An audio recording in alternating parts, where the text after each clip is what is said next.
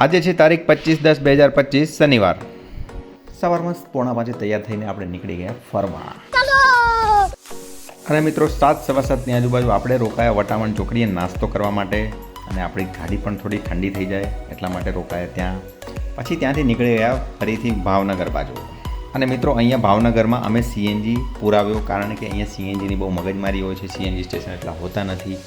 પછી ત્યાંથી નીકળી ગયા નિષ્કલંક મહાદેવના મંદિર. આ મંદિર ભાવનગરથી 25 કિલોમીટરે આવેલું છે. અહીંયા નિષ્કલંક મહાદેવના દર્શન અંગેનું સમયપત્રક આપેલું છે. અહીં તમે જોઈ શકો છો તિથિ પ્રમાણે ક્યારે મંદિર ખુલશે અને ક્યારે મંદિર બંધ થશે એનો સમય આપેલો છે, જે ભરતી અને ઓટ પર નિર્ધારિત છે. તો અમે એ સમયપત્રક મુજબ ચોથના પહોંચી ગયા 10-10:30ની આજુબાજુ. ત્યાં તમારે કોઈ પાર્કિંગનો ચાર્જ આપવાનો નથી હોતો. અહીંયા ગમે તે તમે પાર્કિંગ કરી શકો છો. મિત્રો, તમે અંદર દર્શન કરવા જાઓ છો તો તમારી સાથે કોઈ પણ જાતનો સામાન ના લઈ જશો.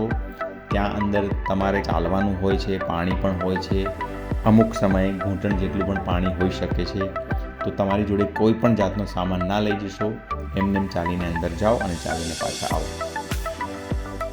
અને તમારા પગરખાં છે એ પણ અહીંયા તમે આ ભાઈઓના જોડે મૂકીને જઈ શકો છો. આ લોકો કોઈ ચાર્જ નથી લેતા, તમારા ચંપલ્સને બધું સાચવશે. નિષ્કલંક મહાદેવ મંદિરનો ઇતિહાસ કુરુક્ષેત્ર યુદ્ધ પછી પાંડવો દ્વારા પોતાના પાપોની ક્ષમા માગવાની દંતકથામાં મૂળ ધરાવે છે.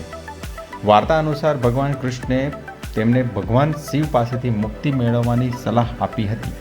જ્યારે પાંડવોએ તેમની સલાહનું પાલન કર્યું, જ્યારે તેઓ જે ધ્વજ અને કાળી ગાય સાથે લઈ ગયા હતા તે સફેદ થઈ ગયા, જે તેમના શુદ્ધિકરણનું પ્રતીક છે. ત્યારબાદ તેઓએ આ સ્થાન પર 5 શિવલિંગ સ્થાપિત કર્યા છે, જે હવે મંદિર છે.